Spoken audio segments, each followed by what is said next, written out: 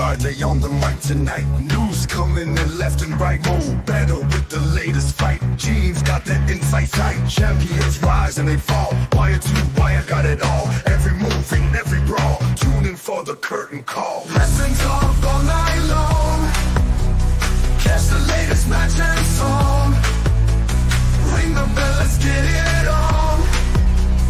Every story bright and strong. In the ring they clash and roar.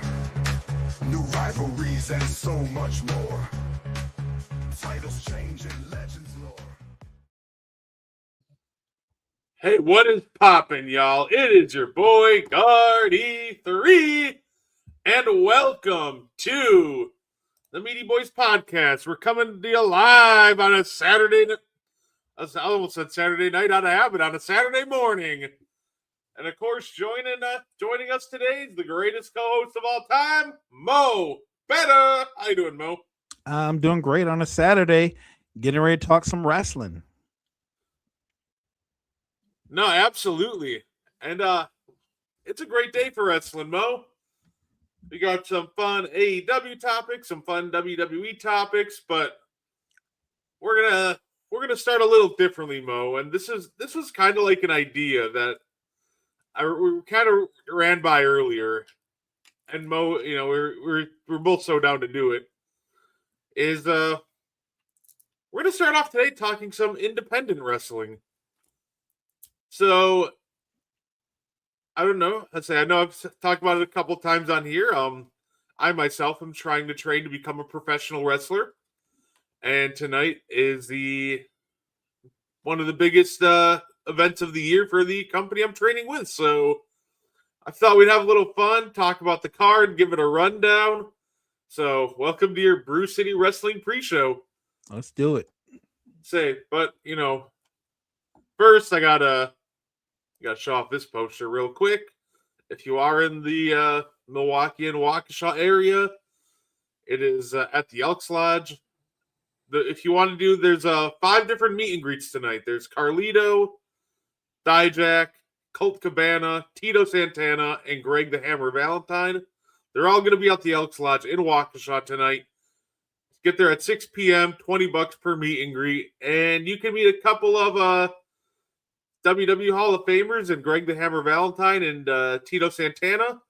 And the other 3 guys still active, and they'll actually be in action later that night. I know it's exciting to see names like that coming to a smaller town, because they don't come around often. It's pretty awesome. 2 WWE Hall of Famers. Carlito, like you said, still very active. The other guys are really active. But yeah, I, as a wrestling fan, I would love to meet Greg the Hammer Valentine, Tito Santana, just pick their brains, or listen to some of their stories, because they've got 1,000 great stories. So I would love to meet them and have a conversation with them. No, absolutely. And just like all of our other, we do this too for pay-per-views like SummerSlam, for like WrestleMania, for just any upcoming pay-per-view. We'll go through and we'll walk through the match card and have a little fun, predict winners. We're all going to do that tonight too. I got the entire match card. There might be a few surprise matches tonight, but for the most part, we got the match card for tonight. And naturally, you know what we're going to do?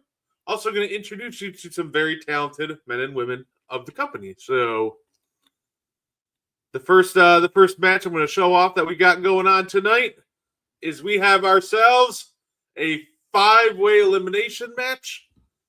We got Rose St. James versus Chucky Bates versus Bobby V versus Joseph Blaine versus Giovanni DeFalco. And the winner will be challenging the winner of a match later that night for the Heritage title. Now, granted, that match will happen most likely, down the road, not on the same night, but thought a little fun.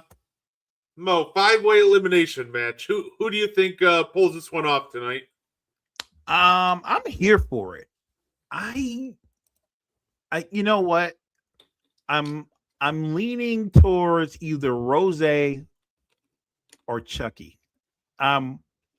for some reason, I'm drawn to Chucky. I'm going to say Chucky finds a way to weave through the other 4 competitors and come out with the win. Hey, you know what? It's always a great choice. That's for sure. Chucky's going to be highly motivated. He is coming off of a loss last month in a very brutal kendo stick match. But you know, I gotta roll with my guy, Mo. I think I know the winner of this one. It's going to be a good one, but I gotta ride with my guy, Rose St. James, #1 contender for the Heritage Champ. Okay. I say, but hey, these are all still some great competitors. Joseph Blaine, he's small. He's one of the more high-flying athletic guys you'll see on the indie scene. Fantastic. And look, Giovanni, he's tall, but he can move around. He can move around for a guy his size. So he's very tall, but he's very quick. So this should be an interesting one. I think this is going to be a banger to start it off. So I'm just excited. And like I said, if you're a wrestling fan, you got to get down there, get your ticket, enjoy this. This match will set the pace, set the tone for the rest of the night. But I'm excited for it. 5 men. That's the crazy part. It's almost like a mini brawl, if you will. So it's going to be entertaining to see all those bodies moving around in that ring. Every man for himself. It's gonna be fun to watch. And look, I get it. I'm sure Rose looks like he could be a problem. But don't sleep on Chucky. Don't sleep on none of the other competitors. Like I said, I think it's gonna be a banger. No, absolutely. And then why not, lead into that first attraction match of the night, because the Heritage Champion will be defended as Gunnar Wicks will be wrestling former WWE superstar and current MLW superstar Donovan Dijak. If anybody ain't familiar with Dijak's work, go back and watch NXT Stand and Deliver from Philadelphia, WrestleMania 40 weekend. Had arguably the best match on that card within that triple threat. But you're not going to meet a lot of guys that have the size and intensity as Gunnar. He's big, he's fast, he's strong. Mo, do you think it's going to be Dijak and all his experience, or does Gunnar walk out with that BCW title?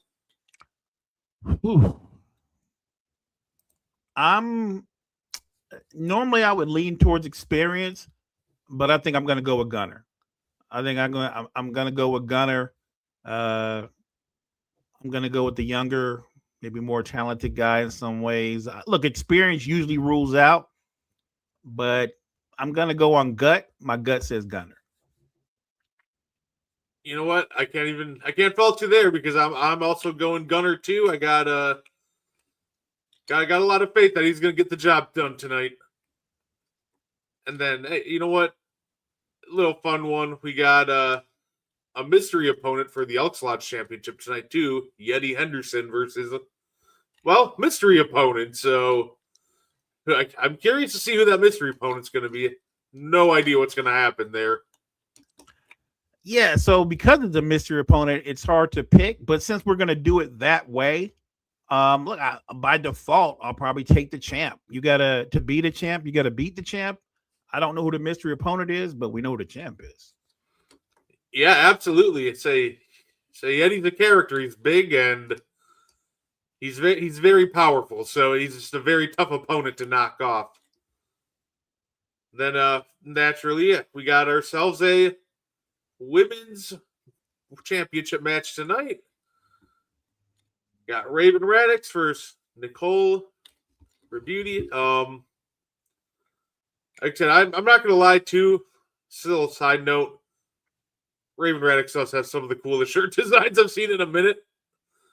I'll say I plan on going on her Pro Wrestling Tees, site and buying a couple myself. But that's dope. Let's say you got the champ, or you got the challenger in this one, Mo. Yeah, I don't want to be the ultimate front runner. And these performers better than I do. So I'm gonna always lean towards the champion. It's harder to beat a man than to beat a guy chasing a man, but I'm gonna respect the champion and I'm gonna go with the champ. You know what? That's fair. I'd say Raven Radix has been a fighting champion that entire reign, so I'm gonna go with the upset though. I'm gonna predict that we get an upset tonight and a new champ in Nicole. It's gonna be a fun one, but hey, Raven's gonna be a tough one to knock off. So we'll see what happens tonight with that one. And then the last two matches that are advertised might have a couple surprises for you. Normally he does. We get Carlito, our old friend Carlito. Obviously, most recently seen on WWE television as part of the Judgment Day. He is taking on Aiden Grimm. Aiden Grimm won a very brutal kendo stick match, defeating Chucky Bates last month. And Frankie DeFalco came out, the promoter of the company, and thought he needed to be knocked down a peg. So we're bringing in the veteran to try to teach Aiden a little respect here. So, Mo, do you think this lesson in respect works? Is it going to be Carlito, or does Aiden get away with one here? Hey man, Carlito has seen it all. Yeah, his resume speaks for itself. If they brought him in to take the young man down a peg, that's interesting. But if they brought him in to do that, then that tells me the powers that be said that this young guy is up and coming and he's a problem. I'm going to go with the young guy. I'm gonna go against the experience, against the veteran, and I'm gonna take Aiden. Hey, you know what? That is fair. As cocky as he is still supremely talented. He is tough. Being able to go toe for toe with someone like Chucky in a kendo stick match and come out victorious is no small feat. So, yeah, you know what? But I think I'll pull with Carlito here. I've always been a big Carlito guy, so I'll pull with the experience on this one. And then the main event. This will be a fun one. I'm super excited about this. So the backstory about these guys. So Dysfunction is your current Brew City World Heavyweight Champion. He's the most decorated superstar in all of BCW history. Last month, Big John Crawley won a number one contendership match to qualify for this match. But he did used to have a beard, which after the match, Dysfunction attacked him and cut off his beard. Oh, wow. So Big John Crawley's going to be out for some revenge for that humiliation. And just to, spruce things up, we had indie legend Colt Cabana, current AEW / Ring of Honor, star. So we got ourselves in the main event tonight, a Brew City World Heavyweight Championship triple threat match. So do you think it's Dysfunction, Big John Crawley, or Colt Cabana? Look, the guy just shaved off Big John Crowley's beard, so he's going to be coming for bear. I have a lot of respect for all the Ring of Honor performers, but I'm sorry. Again, that's going to be my theme today. I'm rolling with the champ, Dysfunction. I think Dysfunction's going to find a way to walk out with that belt. I wouldn't doubt it. I would not doubt if Dysfunction walked out with that belt. I'm gonna, I'm gonna go with the big guy who wants revenge. I think Big John Crawley's angry. He was gonna want his pound of flesh, and I think he's gonna get that in the World Heavyweight title tonight. Figure have some fun. Talk about some of the matches we're gonna have tonight. Like I said, we'll get there at 6 for $20. You can get pictures with all these different guests, and then the showtime starts at 7:30. So, like I said, hopefully we see you guys there if you're in the Milwaukee and Waukesha area.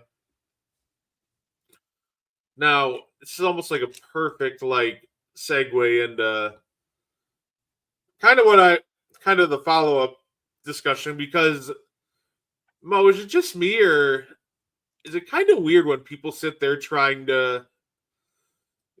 I've been seeing a lot of people kind of going up after like about these AEW stars and going, oh, come back home to like, John Moxley to Mercedes Moné, and I'm just kind of like, why? Why do we want every big name in like one company like in WWE? Like, I don't know, Mo. To me, it's always been a little odd to me. Like, for example, when people are like wanting Dean Ambrose back, because it's like, dude, John Moxley's just clearly the better character, and he's happier over there. So, is it just me, or do you also find it weird when people are just trying to herd everybody back into one company? Yeah, I think it's weird. And I think it's short-sighted to be that way. Like, let's mash everybody back to WWE. When people go out of their way to try to do that, I feel like they're just trying to, you disregard how popular and how impactful AEW as a company has been and what they've done in their pay-per-views. And you're disregarding what performers like and don't like, what matters to them. Yes, money. Of course, they want to make money, and everybody would love to be able to make, obviously, the kind of money that a lot of the top WWE stars make. But I think a lot of them like the freedom that they get at AEW, what they can do with their characters. Dean Ambrose would never be as happy as he is right now being John Moxley and what he's doing with that character, and the impact that he's had in AEW if he went back to WWE. I feel like he would obviously get an initial pop. We'd all be excited in typical WWE fashion. A couple of months down the road, he'd be faded to black. And be an afterthought because they have so much. I don't think he wants that. I think he likes the fact that even when he doesn't hold a belt or a title in AEW, Moxley's impactful. He's a character that's always in the championship picture. He's a character that seems to be central to everything that happens in AEW. Going back to WWE, I just think he would not have that kind of impact. And the way they run things over there, I don't think he'd be happy. Yeah, I was gonna say, like, I know obviously when he left in 19, that was kind of part of the issue. Just it was almost like too corporate, wanted that more creative freedom. Yeah, now that he's got it, I just can't see him ever just wanting to go back to just the WWE is just more like corporate and rigid structure.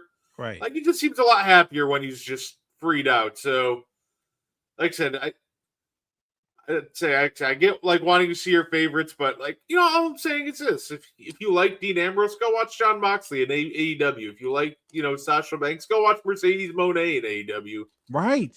Like you can follow your favorite superstars to other companies. Like tribalism with wrestling has always been so weird to me. Like there's like a million companies out there. Go enjoy them all, or don't bash others for enjoying other companies.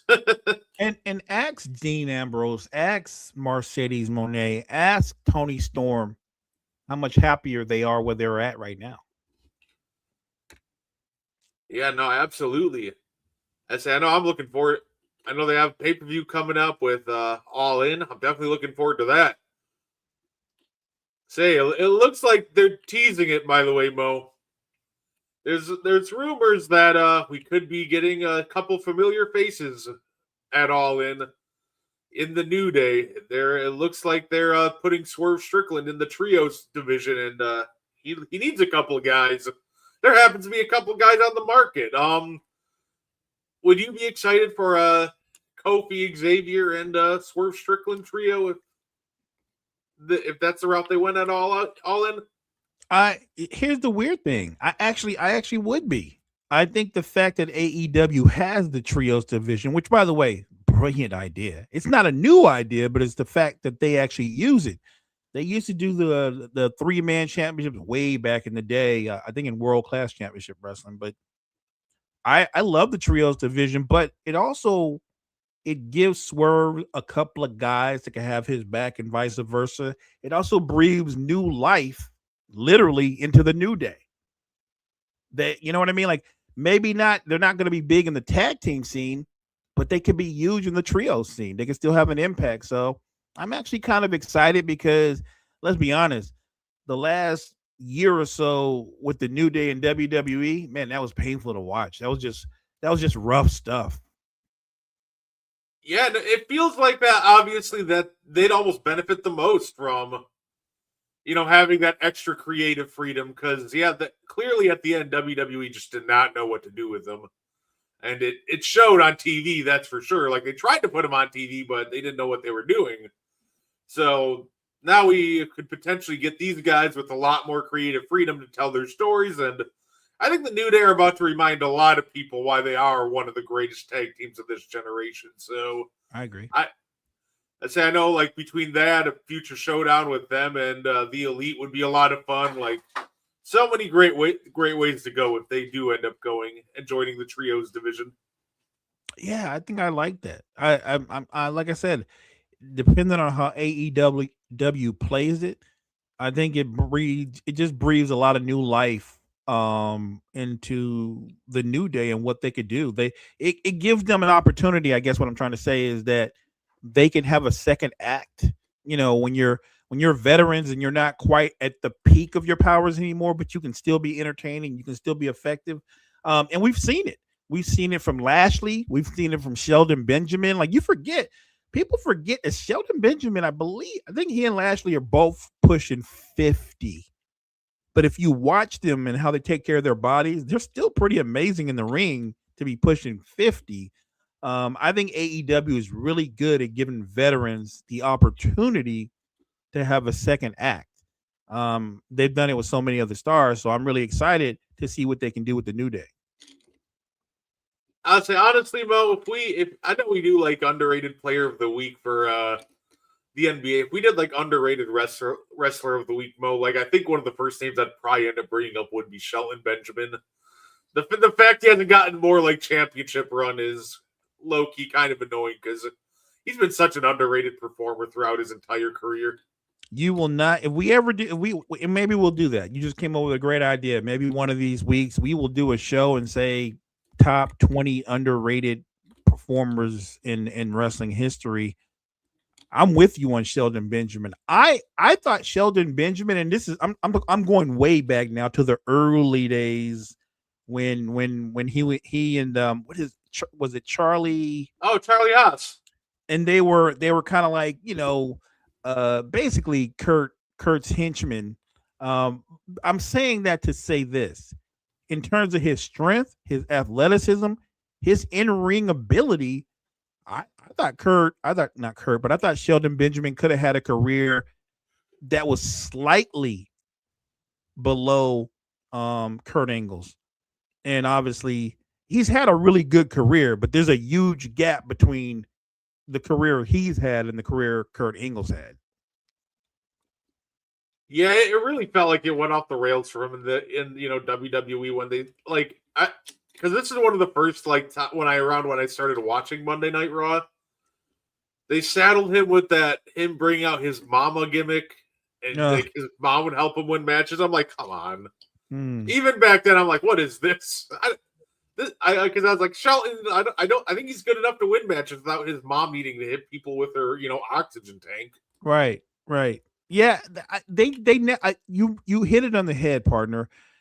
Sometimes they get everything right. I'm talking about from the idea to the character to the execution of the character in the ring. But other times you never know. I just think with Sheldon Benjamin, they were all over the place. Like, remember when he had the blonde hair and they tried to make they wanted him to be a heel, and they just never. I feel like with all his talent, they just never let him just be Sheldon Benjamin.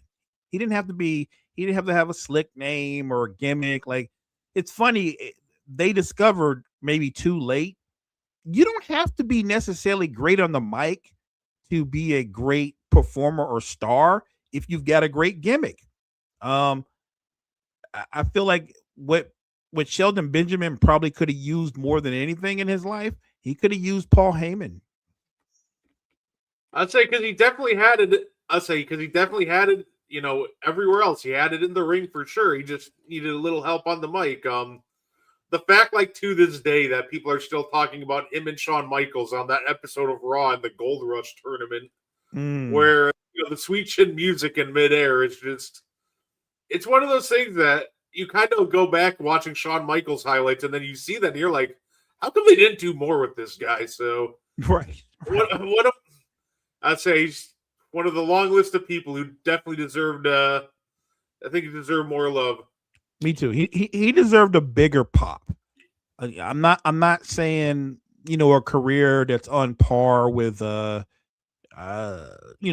Punk or Seth Rollins, but he should have had a bigger career that with all that talent. And the funny thing is, it reminds me of another performer who's currently in WWE who has pretty much very similar attributes to Shelton Benjamin, maybe not as powerful, but in terms of the high flying ability, the wrestling skills, he can do it all. And I feel like for whatever reason, and maybe it's because he's still part of this tag team, but I think Montez Ford is being dragged down when, as an individual, I feel like he should branch out and just be an individual performer, because there's no reason Montez Ford can't be wearing a U.S. belt or an Intercontinental title as an individual performer.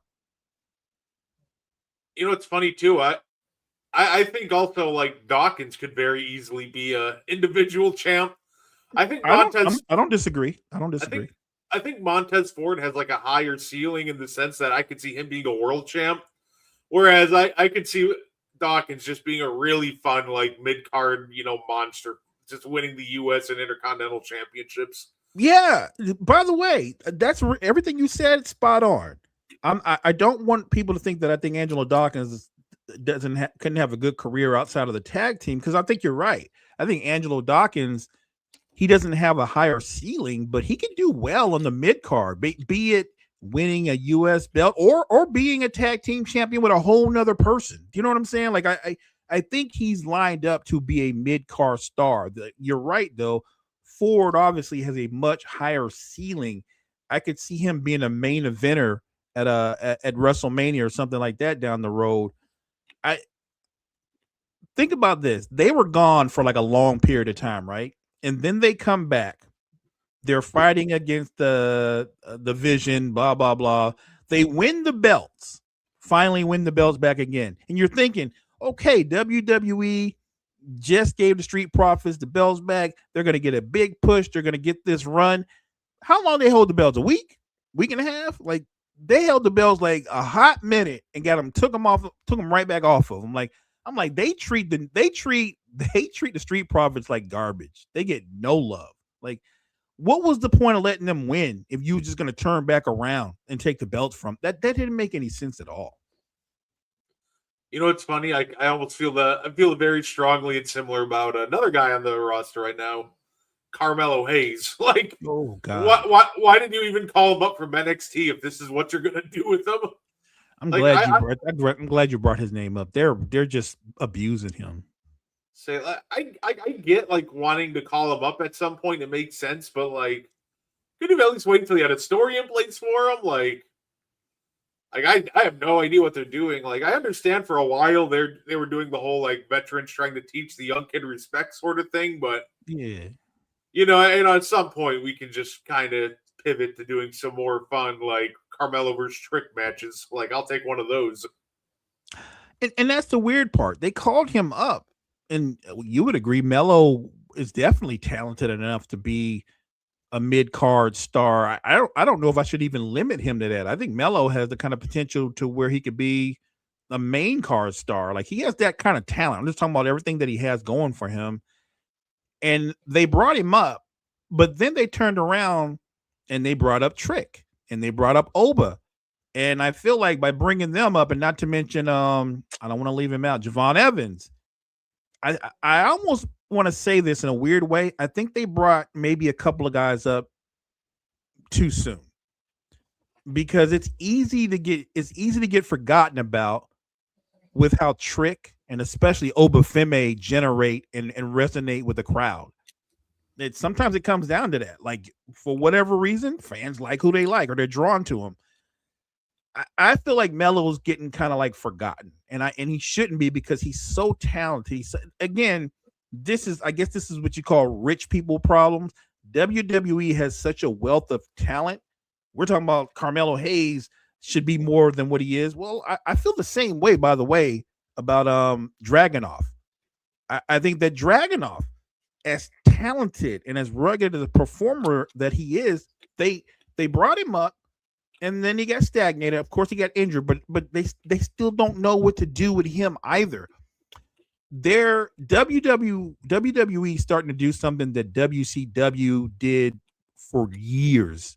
They have a range of young up and coming talent, but they don't want to push them, and they kind of keep them stagnated because they keep the same 6 or 7 guys at the very top. That's actually true.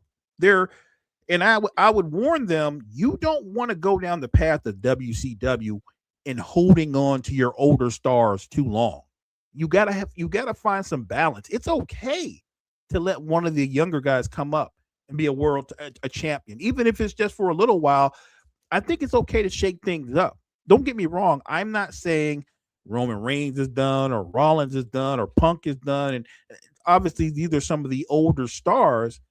I'm saying, what would be the harm of letting a CM Punk or a Roman Reigns compete against a Carmelo Hayes or a Trick? I'm not saying they have to beat CM Punk. I think that if Carmelo Hayes wrestled CM Punk and he lost, I think he would be elevated from wrestling CM Punk because I'm pretty sure Melo would put on a good showing. He might not win, but my point is, I think that's another way to elevate your young talent instead of having them sit in purgatory doing nothing. Like, one of the guys that I always talk about that I enjoy is Dom. I enjoy Dom. I enjoy Dirty Dom. He's got that. He's developed that character. He's actually gotten even better in the ring. But I'm looking at Dom, and Dom gets the pop and he gets the opportunity that he deserves. I'm just wanting that same opportunity for a guy like Dragunov, for a guy like Melo. I don't want them to be forgotten about because they're so talented. This is the frustration of the guys that are coming up in the WWE universe. You want to be there, but you would rather have the freedom, I believe at least, they'd rather have the freedom that Khan and company allows performers to have in AEW. It's one of those things too. I feel like it's funny because, for the longest time, fans were clamoring, "Oh, more long-term storytelling, which is a great thing. But now it's almost like they're focusing too much on long-term storytelling, like extending the same feud out for way longer than its expiration date. Like, and I think that's maybe a kind of an issue. Like, honestly, I don't know about you, Mo, but I kind of, don't think they have enough mini feuds for the champs, and I think not a lot of your fun challengers. Like your fun one-off challengers, like where Carmelo would come out and challenge, Punk or something, etc. But it's been like the same rotation of challengers, like Gunther and Randy for Cody. Punk's just, Roman's just bloodline, Punk and Rollins. Right? So, well, now we're moving on to LA Knight, which is another match we've seen before. We're going to have one off the. Let's give it to the young guys. Let's see what a Carmelo Hayes has if you put him in the main event of, Clash in Italy or something like that. Like I said, if we didn't have those little short feuds, we never would have gotten stuff like Rock versus Hurricane, which was a lot of fun. That was a lot of fun. I'm glad you brought that up. I remember that. That was actually surprisingly very entertaining. I like that you point out. I love that mini feuds. You're right. That gets forgotten about. Everything doesn't have to be a blood feud from somebody you've hated for 18 or 20 years. Yeah. Put some of your younger guys in there. Even if he doesn't win, by the way, I'm perfectly fine if somebody puts Dom up against some of the bigger guys because I think Dom would still perform well. Whether he won or not, the match would be entertaining. I just want that. Matter of fact, here's the guy that nobody talks about. But you look at him, and I was trying to figure out his wrestling pedigree or his skill set, but watching him more and more, and I'm talking about JD McDonough, his skill set, I'm just talking about his wrestling skill set, how he moves and goes about in the ring. JD McDonough's skill set says he should be a star. His skill, like he's a better wrestler than Dom is. You know what I mean? I'm just talking about on ability. He had his skill set says he has a similar skill set to, rest in peace. He has a very similar skill set to Chris Benoit. It's very similar.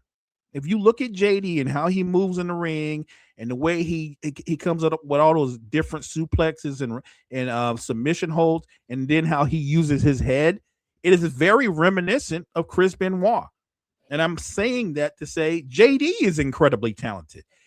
I feel like JD McDonough should be a mid-card star. Like he should be a tag team champ or a U.S. Like I could see him being a mid-card star for the next 10 or 15 years.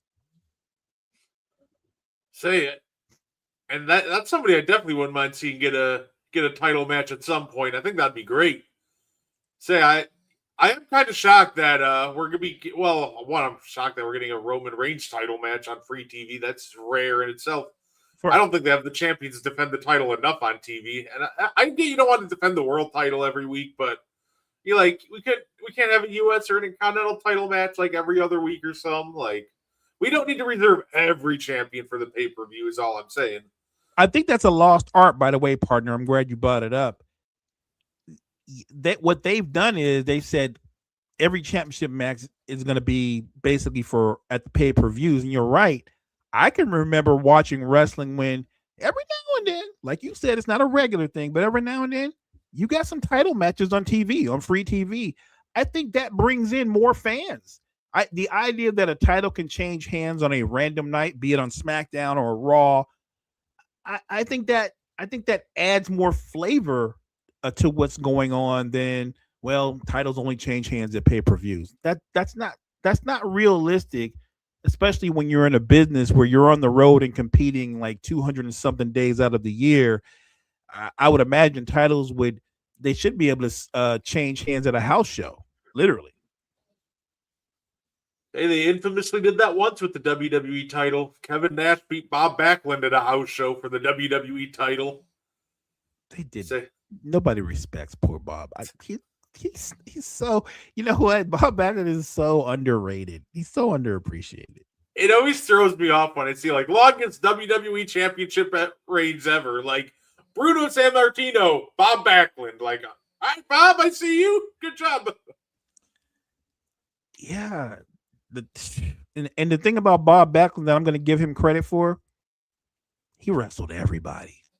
And I'm talking about like not randos, but the you name a tough wrestler. Name a tough wrestler. Bob Backlund took on Jimmy Snuka, Don Morocco, Greg the Hammer Valentine.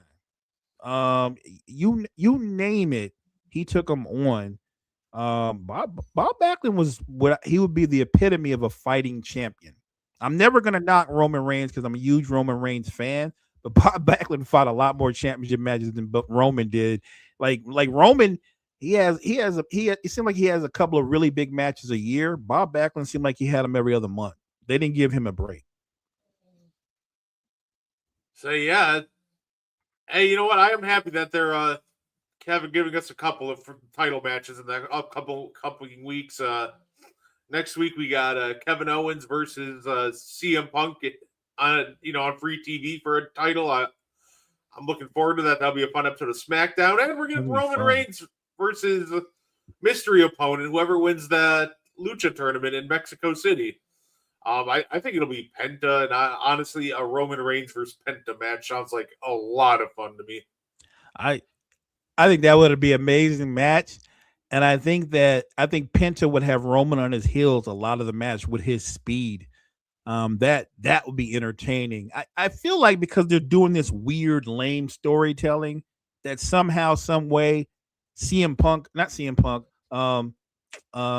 Knight is going to enter the match, but he's going to enter the competition wearing a mask because you don't know who that guy is, but he'll have the same moves as LA Knight. You know what I'm saying? I think that guy is going to end up winning. The guy that nobody knows who it is. Then it's going to be LA Knight and he takes off the mask. Everybody's going to be shocked except for me because I see where they're going with this. I just want them to hurry up and get the match out the way. Let's get LA Knight, Roman in the ring, get the match out the way, then we can move on. I'm exhausted. I'm exhausted. I feel like LA Knight's been whining for 3 years. Just give him a title match so we don't have to hear it no more. I was gonna say we. It sounds like that. I'm guessing that Money in the Bank is where that happens. Say, well, we'll get through this next one, at the Raw in Mexico City, and then we'll probably get Roman versus LA Knight at Money in the Bank, which I don't even know. I'm not thrilled with what they're doing with the bloodline. It doesn't feel right. Does it? Is it just me, or it doesn't feel right? Something's not right. Like I get that Roman wants to reform the bloodline, but it doesn't feel right. Like maybe it's because Jimmy and Jay aren't what they were. Like because Jay seems like Jay's focused on Jay, right? Like Jay wants to be the man. So you can everybody's looking at Solo and Jacob Fatu. I think the guy that Roman's going to have problems with that, we don't foresee coming. It's going to be Jay, because I think Jay's looking out for Jay. I think that, and that's going to be the total problem in the bloodline, that Jay's got an agenda. I think Jacob's got an agenda. Solo's got an agenda. How is that going to work when you've got all those dudes and they're with you, but all of them are going, I want your title. I'm not really trying to help you. I want your title. Like, how are they going to function as a unit when they don't even trust each other? Like Jacob respects Roman, but I don't think he trusts him. He doesn't trust Jimmy and Jay for sure. He damn sure don't trust Solo. Solo don't trust none of them. None of them. I think the only one that everybody can trust is Jimmy. Jimmy's like everybody's buddy. If there's one guy you can trust in the bloodline, is Jimmy. But everybody else has their own agenda. I enjoyed the bloodline the first time around. I did. I just don't know. I'm not saying you can't go back to an old formula, but if you're going to do it, you need to do it in a more creative way, because I feel like this version of the bloodline so far seems very fractured and awkward. It's not even about, for me, whether Roman keeps the belt or not. Like, I'm sure down the line he's going to lose to someone.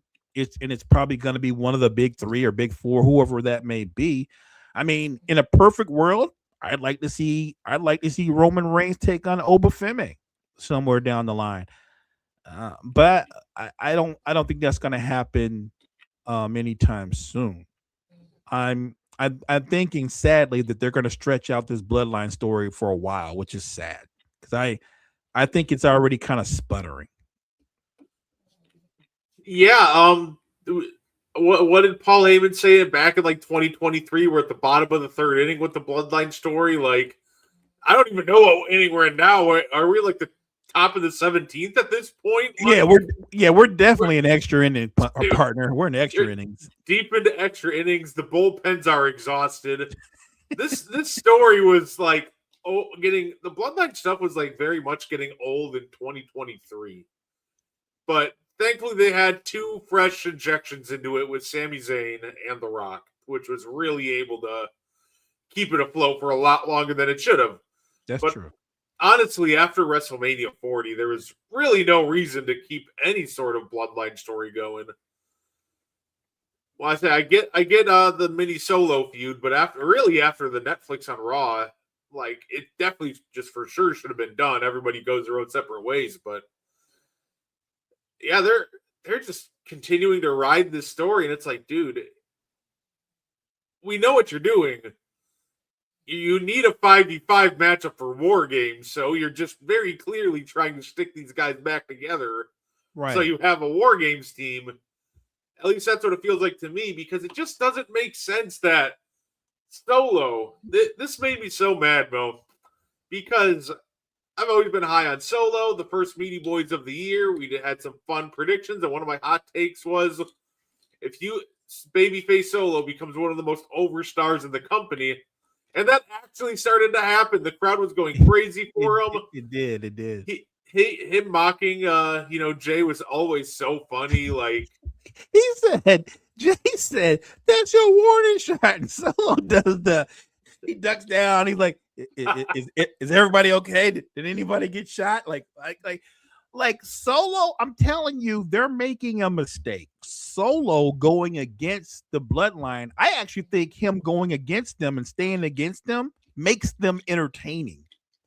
Making him come back to the bloodline, I think, is a mistake. I know what they're going to do with that, but I love Solo being the anti-hero, if you will. Like, I think he's shown you he's got a lot more. Think about where he was when he first came to the bloodline.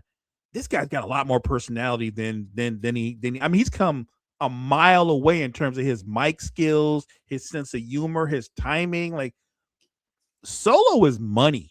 And you're right. He's so over as a face. Here's the crazy part.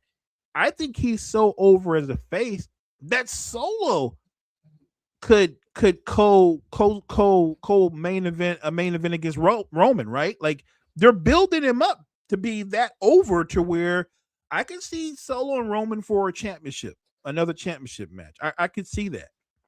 And I know a lot of people would say it doesn't make sense. I think it makes sense if you tell the right story. Yeah, and like I said, I think that I don't know what they're doing with this. Like I said, I genuinely just feel like they just realize that they have to do another War Games match, which, by the way, it's okay to retire War Games for a few years. You don't need it every year. Agreed. Like, it's starting to go the same route that the Hell in a Cell pay-per-view, where you're just like, okay, another Hell in a Cell match, but also, why do I care if, Randy Orton and Sheamus are fighting in Hell in a Cell? It doesn't make sense, but, like, and it also leads to problems like this. Like, you had to, like, you're running a real tightrope here. You could very, very easily screw up Solo's momentum right now. Mm-hmm. And for what? Just so we can get another War Games match? Like I said, I love War Games. It's a great concept when done right, but it just feels like that we're getting to the point where we're just kind of throwing together War Games teams and War Games matches just so we can say, hey, we had a War Games match this year, and that just feels like we're not doing it right at that point. Yeah. I feel like I don't know if Triple H and company are coming up with all the creative ideas, but I'm starting to feel like, and I'm sure a lot of fans might feel this way, that maybe TKO has a little bit too much say.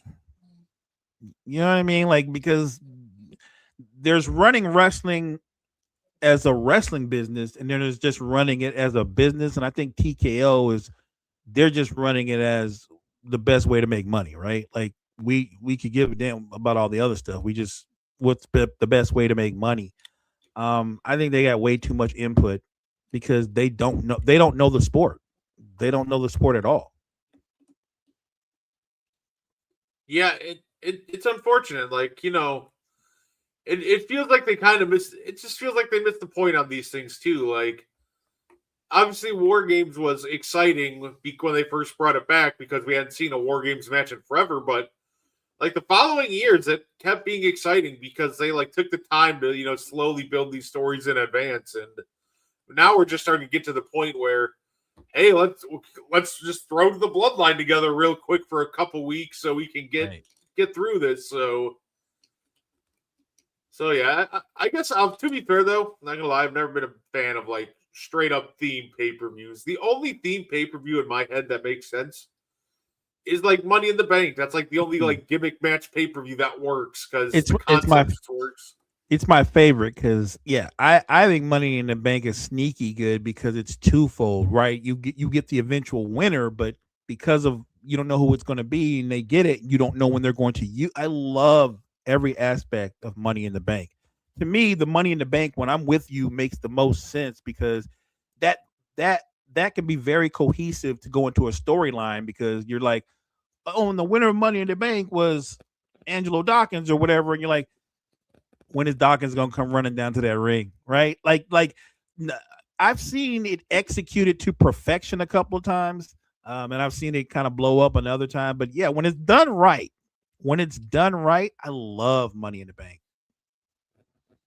Yeah, and but yeah, just to me, like all the other ones, like don't make a lot of sense. Like even when they were running, for example, like the TLC pay-per-view every year, like there's only so many ideas you can bust out in a TLC match, and I don't think you really just want to run through them like within 3 years because you're obligated to have two TLC matches a night, or say it's like Hell in a Cell. Like you got to run out of ideas because now you're obligated to run a Hell in a Cell match every year. So, Right. like to me in general, like if it's not Money in the Bank, like strictly like match themed pay-per-views just don't really work because after a while you're just like, okay, like you've done this 3 years in a row. Like why do I care if you're having another ladder match? Like whatever.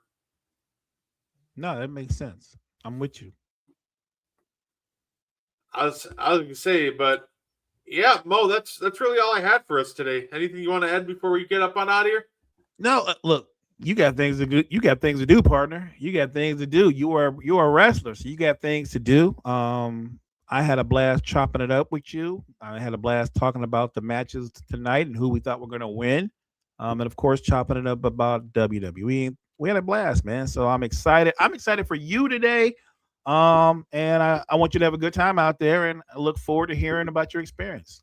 Absolutely. And if you're at the show and you see me there, you see me on TikTok or here, feel free to come up and say hi. Always love interacting and meeting new people. So like I said, I'll be lingering around. It'll be good. But yeah, the biggest thing I got to do, actually in all reality, is go eat. I just woke up, haven't eaten anything yet today. You got to do that, partner. Get something in your stomach. You know what? But if you do get an opportunity at some point to talk to Tito Santana or Greg Valentine, man, you got to take advantage of that if you get the opportunity. No, absolutely. I definitely will. I'm hopefully going to meet all those guys tonight. It'd be really exciting. For sure. So with that being said, thank you guys for tuning in and have yourself a good night.